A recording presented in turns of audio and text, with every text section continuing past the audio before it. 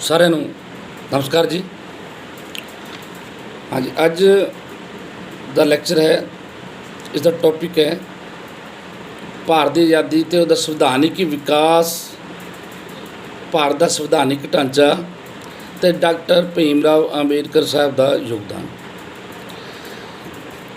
ਭਾਰਤ ਇੱਕ ਜਾਣ ਪਹਿਚਾਣ, ਸਾਡਾ 10ਵੀਂ ਦੇ ਵਿੱਚ ਵੀ ਲੈਸਨ ਹੈ ਔਰ 9ਵੀਂ ਦੇ ਵਿੱਚ ਵੀ ਹੈ ਕਿ ਵਿਦਿਆਰਥੀਆਂ ਨੂੰ ਆਪਣੇ ਦੇਸ਼ ਦੀ ਵਿਵਸਥਾ ਬਾਰੇ ਪੂਰੀ ਜਾਣਕਾਰੀ ਜਿਹੜੀ ਹੈ ਉਹ ਹੋਣੀ ਚਾਹੀਦੀ ਹੈ ਕਿ ਹਿੰਦੁਸਤਾਨ ਨੂੰ ਅਸੀਂ ਕਿੰਨੇ ਤਰੀਕੇ ਨਾਲ ਦੇਖਦੇ ਹਾਂ, ਰਾਜਨੀਤਿਕ ਤਰੀਕੇ ਨਾਲ, ਆਰਥਿਕ ਤਰੀਕੇ ਨਾਲ, ਸਮਾਜਿਕ ਤਰੀਕੇ ਨਾਲ, ਧਾਰਮਿਕ ਤਰੀਕੇ ਨਾਲ ਅਸੀਂ ਅਲੱਗ-ਅਲੱਗ ਰੂਪ ਦੇ ਨਾਲ ਹਿੰਦੁਸਤਾਨ ਨੂੰ ਜਾਣ ਸਕਦੇ ਹਾਂ।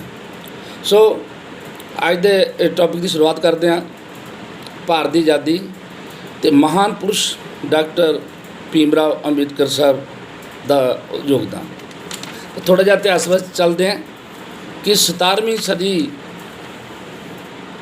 ਦੇ ਵਿੱਚ ਅੰਗਰੇਜ਼ਾਂ ਨੇ ਪੈਰ ਜਮਾਏ ਸੀ ਔਰ 18ਵੀਂ ਸਦੀ ਦੇ ਵਿੱਚ ਉਹਨਾਂ ਨੇ ਹਿੰਦੁਸਤਾਨ ਦੇ ਉੱਤੇ ਲਗਭਗ ਪੂਰੇ ਹਿੰਦੁਸਤਾਨ ਦੇ ਉੱਤੇ ਉਹਨਾਂ ਨੇ ਜਿਹੜਾ ਹੈ ਆਪਦਾ ਰਾਜ ਸਥਾਪਿਤ ਕਰ ਲਿਆ ਸੀ।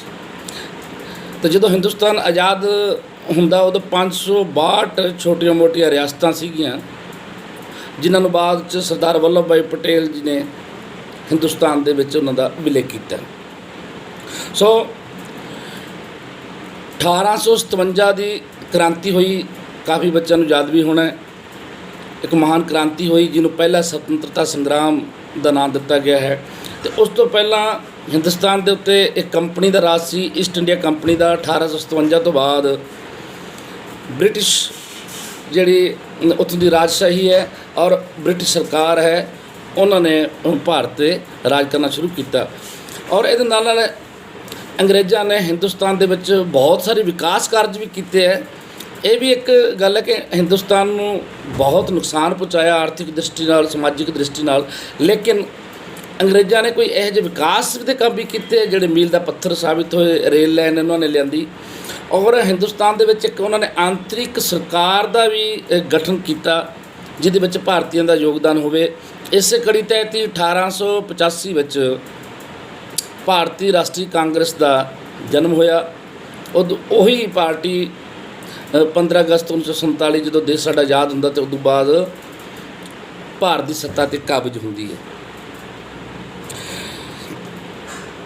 ਇੰਗਲੈਂਡ ਦੇ ਪ੍ਰਧਾਨ ਮੰਤਰੀ ਕਲੇਮੈਂਟ ਏਟਲੀ ਜਾਣ ਚੁੱਕੇ ਸੀ, ਕਿਉਂਕਿ ਸੈਕੰਡ ਵਰਲਡ ਵਾਰ ਤੋਂ ਬਾਅਦ ਇੰਗਲੈਂਡ ਦਾ ਬਹੁਤ ਨੁਕਸਾਨ ਹੋ ਚੁੱਕਾ ਸੀ ਅਤੇ ਇਟਲੀ ਜਾਣ ਚੁੱਕੇ ਸੀ ਕਿ ਹਿੰਦੁਸਤਾਨ ਨੂੰ ਜ਼ਿਆਦਾਤਰ ਦਬਾਇਆ ਨਹੀਂ ਰੱਖਿਆ ਜਾ ਸਕਦਾ ਤਾਂ ਹਿੰਦੁਸਤਾਨ ਨੂੰ ਆਜ਼ਾਦ ਕੀਤਾ ਜਾਏਗਾ।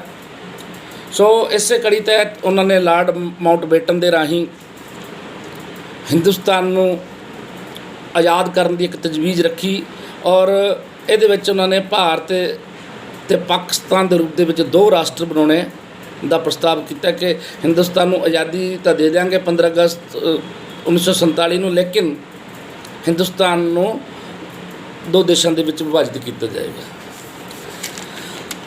3 ਜੂਨ 1947 ਨੂੰ ਇੰਗਲੈਂਡ ਦੀ ਸਰਕਾਰ ਨੇ ਇਸ ਮਤੇ ਨੂੰ ਸਵੀਕਾਰ ਕਰ ਲਿਆ ਕਿ ਭਾਰਤ ਨੂੰ ਆਜ਼ਾਦ ਕੀਤਾ ਜਾਏਗਾ ਔਰ 18 ਜੁਲਾਈ 1947 ਨੂੰ ਇੰਗਲੈਂਡ ਦਾ ਜਿਹੜਾ ਰਾਜਸ਼ਾਹੀ ਹੈ, ਰਾਜਾ ਜਿਹੜਾ ਹੈ, ਉਸਨੇ ਵੀ ਉਸ ਨੂੰ ਸਵੀਕਾਰ ਕਰ ਲਿਆ ਔਰ ਭਾਰਤ 15 ਅਗਸਤ 1947 ਨੂੰ ਆਜ਼ਾਦ ਹੋਇਆ। ਲੇਕਿਨ ਇਹਦੇ ਵਿੱਚ ਕੀ ਹੈ ਕਿ ਜਦੋਂ ਭਾਰਤ ਅਤੇ ਪਾਕਿਸਤਾਨ ਦੀ ਵੰਡ ਹੋਈ, ਲਗਭਗ 1 ਕਰੋੜ 45 ਲੱਖ ਲੋਕ ਵਿਸਥਾਪਿਤ ਹੋਏ। ਪਾਕਿਸਤਾਨ ਤੋਂ ਹਿੰਦੁਸਤਾਨ ਗਏ, ਹਿੰਦੁਸਤਾਨ ਤੋਂ ਪਾਕਿਸਤਾਨ ਆਏ। ਲਗਭਗ 72 ਲੱਖ 26 ਹਜ਼ਾਰ ਮੁਸਲਮਾਨ ਔਰ 72 ਲੱਖ 49 ਹਜ਼ਾਰ ਹਿੰਦੂ ਔਨ ਰਿਕਾਰਡ ਜਿਹੜੇ ਉਹ ਵਿਸਥਾਪਿਤ ਹੋਏ, ਆਪਣੇ ਦੇਸ਼ 'ਚ ਆਏ।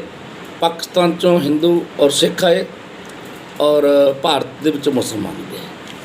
ਸੋ 1947 ਦੀ ਆਜ਼ਾਦੀ ਤੋਂ ਬਾਅਦ ਭਾਰਤ ਦਾ ਜਿਹੜਾ ਹੈ ਪ੍ਰਸ਼ਾਸਨਿਕ ਵਿਵਸਥਾ ਭਾਰਤ ਦੀ ਕਿਸ ਪ੍ਰਕਾਰ ਦੀ ਹੋਏਗੀ ਔਰ ਭਾਰਤ ਇੱਕ ਆਪਦਾ ਸੰਵਿਧਾਨ ਬਣਾਏਗਾ ਔਰ ਉਸ ਦੇ ਅਨੁਸਾਰ ਦੇਸ਼ ਚਲਾਇਆ ਜਾਏਗਾ। ਇਹ ਇੱਕ ਬਹੁਤ ਵੱਡੀ ਗੱਲ ਸੀ। ਸੰਵਿਧਾਨਿਕ ਸਭਾ ਦੀ ਸਥਾਪਨਾ ਕੀਤੀ ਗਈ ਔਰ ਡਾਕਟਰ ਭੀਮ ਰਾਓ ਅੰਬੇਦਕਰ ਸਾਹਿਬ ਦੀ ਅਗਵਾਈ ਦੇ ਵਿੱਚ ਭਾਰਤ ਦਾ ਜਿਹੜਾ ਸੰਵਿਧਾਨ ਹੈ ਉਹਦਾ ਜਿਹੜਾ ਹੈ ਕੰਮ ਸ਼ੁਰੂ ਹੋਇਆ ਔਰ ਬਹੁਤ ਲੰਬਾ ਸਮਾਂ ਚੱਲਿਆ। 2 ਸਾਲ 11 ਮਹੀਨੇ 18 ਦਿਨ ਦਾ ਟਾਈਮ ਚੱਲਿਆ। ਇੱਕ ਹੋਰ ਵੇਖਣ ਦੀ ਗੱਲ ਹੈ ਕਿ ਹਿੰਦੁਸਤਾਨ ਦੇ ਵਿੱਚ ਪਹਿਲੀ ਸਰਕਾਰ ਨੇ ਕੰਮ ਕਰਨਾ 1952 ਦੇ ਵਿੱਚ ਕੰਮ ਕਰਨਾ ਸ਼ੁਰੂ ਕੀਤਾ, ਤਾਂ 1947 ਤੋਂ ਲੈ ਕੇ 1951 ਦੇ ਤੱਕ ਭਾਰਤ ਦੀ ਵਿਵਸਥਾ ਕਿਸ ਤਰ੍ਹਾਂ ਦੀ ਸੀ, ਉਦੋਂ ਸ਼ਾਸਨ ਕਿਸ ਪ੍ਰਕਾਰ 5-6 ਸਾਲ ਜਿਹੜਾ ਹੈ ਇਹ ਸ਼ਾਸਨ ਕਿਸ ਪ੍ਰਕਾਰ ਚੱਲਿਆ। 1947 ਦੇ ਵਿੱਚ ਲਾਰਡ ਮਾਊਂਟ ਬੈਟਨ ਹੀ 2 ਸਾਲ ਭਾਰਤ ਦੇ ਗਵਰਨਰ ਜਨਰਲ ਰਹੇ। ਉਹਨਾਂ ਦੇ ਨਿਗਰਾਨੀ ਹੇਠ ਹੀ ਸਾਰਾ ਜਿਹੜਾ ਹੈ ਸੰਵਿਧਾਨ ਦੀ ਪ੍ਰਕਿਰਿਆ ਔਰ ਹਿੰਦੁਸਤਾਨ ਨੂੰ ਚਲਾਉਣ ਦੀ ਜਿਹੜਾ ਸਿਸਟਮ ਹੈ ਉਹ ਚੱਲਿਆ। ਉਸ ਤੋਂ ਬਾਅਦ ਉਹਨਾਂ ਨੇ ਇੱਕ ਭਾਰਤੀ ਨੂੰ ਗਵਰਨਰ ਜਨਰਲ ਬਣਾਇਆ, ਚੱਕਰਵਰਤੀ ਗੋਪਾਲਾਚਾਰਿਆ ਜੀ, ਉਹ ਗਵਰਨਰ ਜਨਰਲ ਰਹੇ ਅਤੇ ਉਹਨਾਂ ਦੇ ਦੇਖ ਰੇਖ ਦੇ ਵਿੱਚ ਸਾਰਾ ਕੰਮ ਜਿਹੜਾ ਪੂਰਨ ਹੋਇਆ। ਔਰ ਇਸ ਵਿੱਚ ਸਭ ਤੋਂ ਵੱਡਾ ਜਿਹੜਾ ਯੋਗਦਾਨ ਹੈ ਉਹ ਡਾਕਟਰ ਭੀਮ ਰਾਓ ਅੰਬੇਡਕਰ ਸਾਹਿਬ ਦਾ ਹੈ। ਮੇਰੇ ਮੁਤਾਬਕ ਡਾਕਟਰ ਭੀਮ ਰਾਓ ਅੰਬੇਡਕਰ ਸਾਹਿਬ ਇੰਨੇ ਯੋਗ ਇਨਸਾਨ ਸਨ, ਇੰਨੇ ਸਮਝਦਾਰ ਅਤੇ ਇੰਨੇ ਪੜ੍ਹੇ ਲਿਖੇ ਇਨਸਾਨ ਸਨ ਕਿ ਮੇਰਾ ਖਿਆਲ ਹੈ ਕਿ ਸੰਵਿਧਾਨ ਤਾਂ ਉਹਨਾਂ ਨੇ ਬਣਾਤਾ, ਲੇਕਿਨ ਜੋ ਉਹ ਦਿਲ ਚਾਹੁੰਦੇ ਸੀ ਹਿੰਦੁਸਤਾਨ ਨੂੰ ਖੜਾ ਕਰਨਾ, ਉਹ ਕਿਸੇ ਨਾ ਕਿਸੇ ਕਾਰਨ ਲੱਗਦਾ ਹੈ ਖੜਾ ਨਹੀਂ ਕਰ ਪਾਏ। ਅੰਬੇਡਕਰ ਸਾਹਿਬ ਦਾ ਜਿਹੜਾ ਹਿੰਦੁਸਤਾਨ ਹੈ ਉਹ ਇੱਕ ਅਲੱਗ ਕਿਸਮ ਦਾ ਹਿੰਦੁਸਤਾਨ ਸੀ, ਬਹੁਤ ਹੀ ਪਿਆਰਾ ਹਿੰਦੁਸਤਾਨ ਸੀ, ਸਾਰੇ ਵਰਗਾਂ ਨੂੰ ਨਾਲ ਲੈ ਕੇ ਚੱਲਣ ਦਾ ਹਿੰਦੁਸਤਾਨ ਸੀ। ਔਰ ਸਭ ਤੋਂ ਵੱਡੀ ਗੱਲ, ਜਿਹੜੇ ਦਲਿਤ ਲੋਕ ਹੈ, ਕਮਜ਼ੋਰ ਤਬਕੇ ਦੇ ਲੋਕ ਹੈ, ਉਹਨਾਂ ਨੂੰ ਉੱਪਰ ਚੁੱਕਣ ਦਾ ਹਿੰਦੁਸਤਾਨ।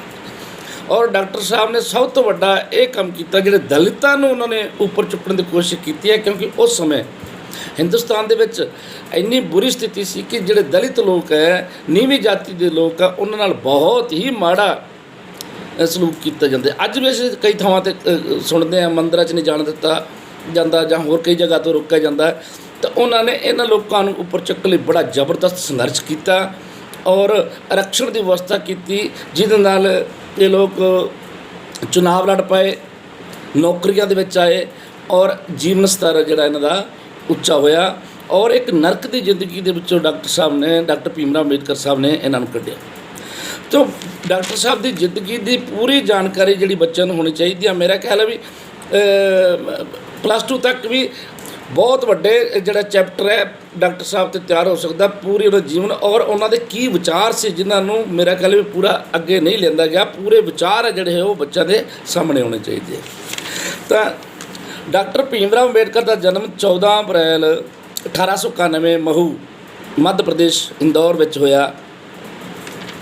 ਇੱਕ ਦਲਿਤ ਪਰਿਵਾਰ ਤੋਂ ਹੋਣ ਤੱਕ ਬਹੁਤ ਹੀ ਮੁਸ਼ਕਿਲਾਂ ਦਾ ਇਹਨਾਂ ਨੂੰ ਸਾਹਮਣਾ ਕਰਨਾ ਪਿਆ, ਫਿਰ ਵੀ ਇਹਨਾਂ ਨੇ ਇੱਕ ਮੇਰੇ ਖਿਆਲ ਵੀ ਦਲਿਤਾਂ ਦੇ ਇੱਕ ਰੱਬ ਬਣ ਕੇ ਇਹਨਾਂ ਨੂੰ ਪਰਮਾਤਮਾ ਨੇ ਭੇਜਿਆ ਔਰ ਜੋ ਇਹਨਾਂ ਨੇ ਬੀੜਾ ਉਠਾਇਆ ਉਹਨੂੰ ਸਫਲ ਕੀਤਾ।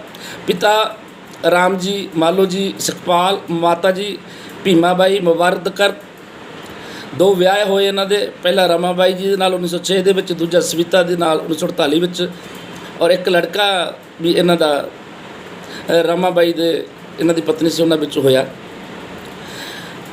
ਇਹਨਾਂ ਨੇ 1907 ਦੇ ਵਿੱਚ ਮੈਟ੍ਰਿਕ ਕੀਤੀ। ਦੇਖੋ ਕਿੰਨੀ ਵੱਡੀ ਇਹਨਾਂ ਨੇ ਯੋਗਤਾ ਪ੍ਰਾਪਤ ਕੀਤੀ ਹੈ। 1907 ਦੇ ਵਿੱਚ ਮੈਟ੍ਰਿਕ ਕੀਤੀ ਹੈ। 1913 ਦੇ ਵਿੱਚ ਅਮਰੀਕਾ ਵੀ ਗਏ ਸੀ। 1915 ਦੇ ਵਿੱਚ MA ਅਰਥ ਸ਼ਾਸਤਰ ਦੇ ਵਿੱਚ ਕੀਤੀ।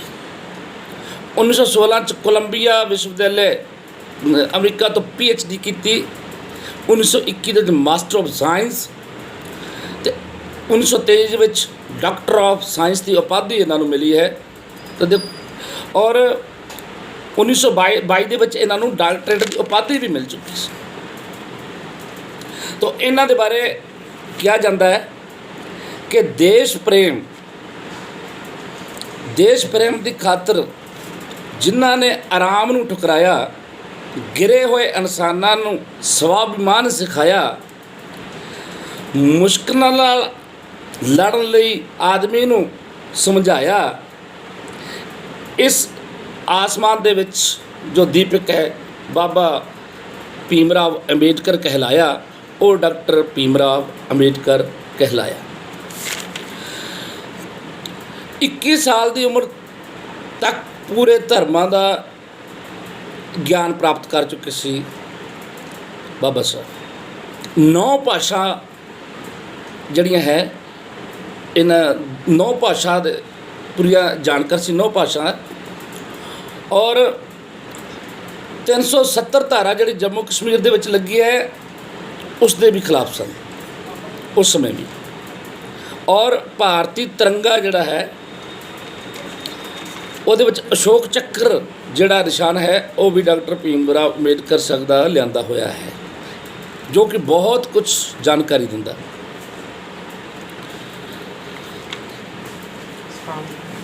ਉਸ ਤੋਂ ਬਾਅਦ ਕੰਮ ਕਰਨ ਦਾ ਸਮਾਂ ਦਲਿਤਾਂ ਨੂੰ ਲਗਾਤਾਰ ਵਿਚਾਰੇ ਲੋਕਾਂ ਨੂੰ ਮਜ਼ਦੂਰਾਂ ਦਾ ਕੰਮ ਕਰਾਇਆ ਜਾਂਦਾ 12-12 ਘੰਟੇ, ਲੇਕਿਨ ਇਹਨਾਂ ਨੇ ਸਮਾਂ ਤੈਅ ਕੀਤਾ ਕਿ 8 ਘੰਟੇ ਸਮਾਂ ਹੋਣਾ ਚਾਹੀਦਾ।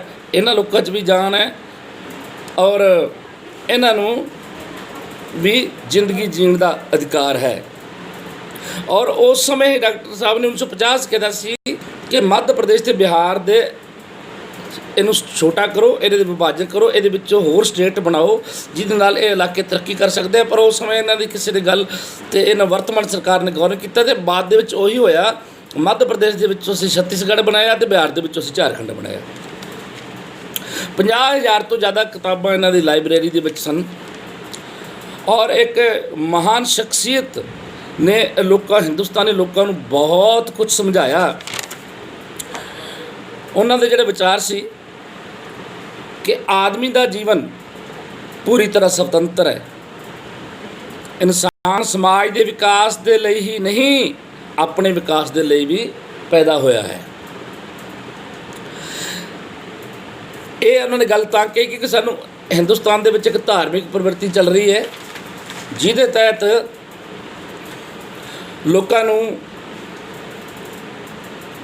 ਇੱਕ ਸਮਾਜਿਕ ਸੇਵਾ ਵੱਲ ਕਿਹਾ ਜਾਂਦਾ ਕਿ ਸਮਾਜਿਕ ਸੇਵਾ ਕੀਤੀ ਜਾਵੇ, ਲਾਲਚ ਨਹੀਂ ਕਰਨਾ ਚਾਹੀਦਾ, ਪੈਸੇ ਦਾ ਲਾਲਚ ਨਹੀਂ ਕਰਨਾ ਚਾਹੀਦਾ, ਜਾਇਦਾਦ ਦਾ ਲਾਲਚ ਨਹੀਂ ਕਰਨਾ ਚਾਹੀਦਾ। ਲੱਖਾਂ ਲੋਕ ਗੁਰਦੁਆਰੇ ਮੰਦਿਰਾਂ 'ਚ ਸੇਵਾ ਕਰ ਰਹੇ, ਲੇਕਿਨ ਕਿਹਦੇ ਵਾਸਤੇ? ਸਮਾਜ ਸੇਵਾ। ਲੇਕਿਨ ਆਪਣੇ ਵਾਸਤੇ, ਉਹਨਾਂ ਲੋਕਾਂ ਵਾਸਤੇ ਜਦੋਂ ਉਹਨਾਂ ਦੇ ਮੁਸ਼ਕਿਲ ਆਉਂਦੀ ਉਹਨਾਂ ਨਾਲ ਕੋਈ ਵੀ ਖੜਾ ਨਹੀਂ ਹੁੰਦਾ।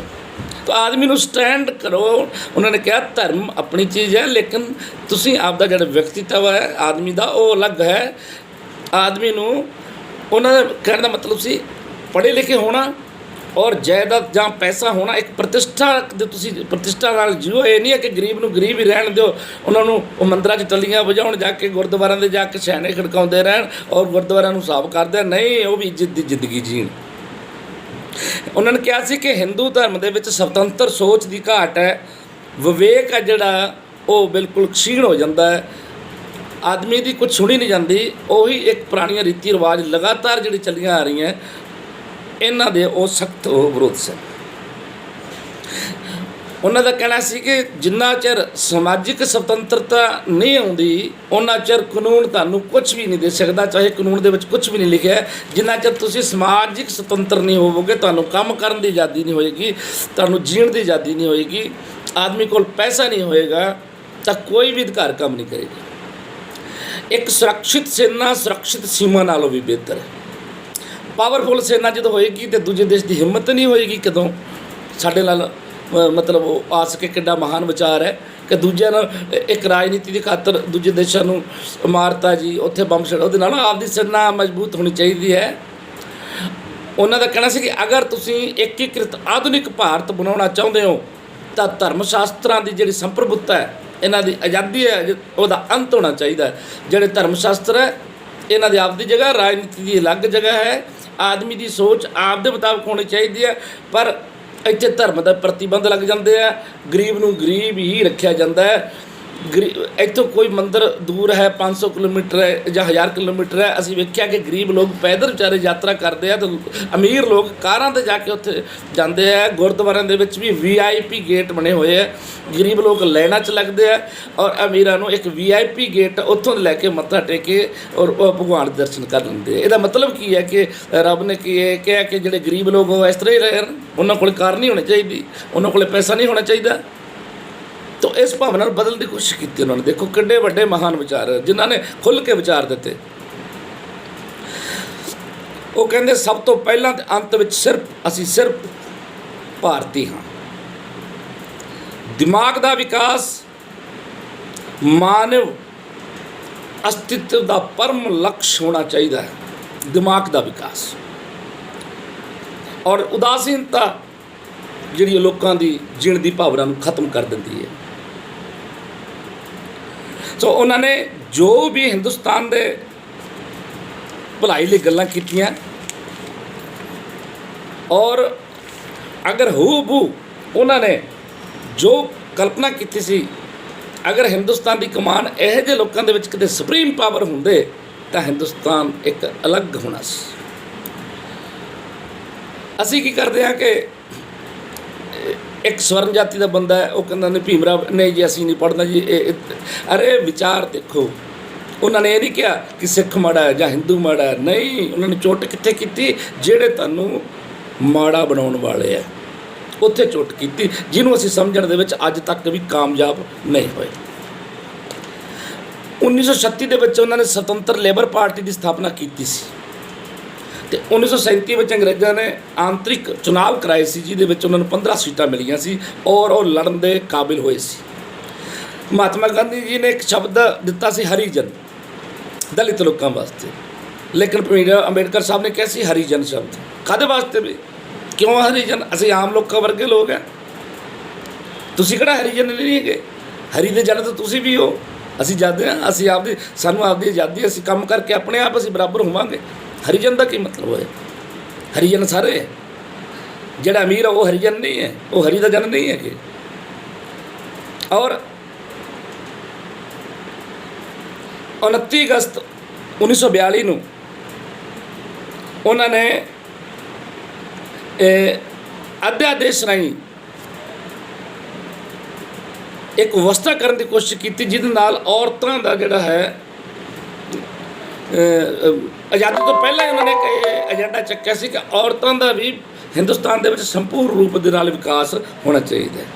ਇਹੀ 1951 ਦੇ ਵਿੱਚ ਜਦੋਂ ਮਹਿਲਾ ਸਸ਼ਕਤੀਕਰਨ ਦੇ ਵਿੱਚ ਔਰਤ ਨੂੰ ਤਾਕਤ ਦੇਣ ਦੇ ਲਈ ਜਦੋਂ ਬਿੱਲ ਲੈ ਕੇ ਆਏ, ਉਹ ਨਾ ਮਨਜ਼ੂਰ ਕੀਤਾ ਹੋਇਆ ਅਤੇ ਔਰ ਉਦੋਂ ਹਿੰਦੁਸਤਾਨ ਦੇ ਕਾਨੂੰਨ ਮੰਤਰੀ ਸਨ, ਇਹਨਾਂ ਨੇ ਅਸਤੀਫਾ ਦੇ ਦਿੱਤਾ। ਦੇਖੋ ਅੱਜ ਅਸੀਂ ਬੇਟੀ ਬਚਾਓ ਬੇਟੀ ਪੜ੍ਹਾਓ ਦੀ ਗੱਲ ਕਰ ਰਹੇ, ਵੱਡੇ ਵੱਡੇ ਵਾਅਦੇ ਕਰ ਰਹੇ ਪ੍ਰਧਾਨ ਮੰਤਰੀ, ਲੇਕਿਨ ਜਿੱਦਣ ਡਾਕਟਰ ਸਾਹਿਬ ਨੇ ਗੱਲ ਕਹੀ ਸੀ ਕਿ ਔਰਤ ਨੂੰ ਉੱਚਾ ਚੁੱਕੋ, ਔਰਤ ਨੂੰ ਪਾਵਰ ਦਿਓ, ਉਦੋਂ ਤੁਸੀਂ ਉਹਦੇ ਵਿਧੇਇਕ ਦਾ ਸਾਥ ਨਹੀਂ ਦਿੱਤਾ।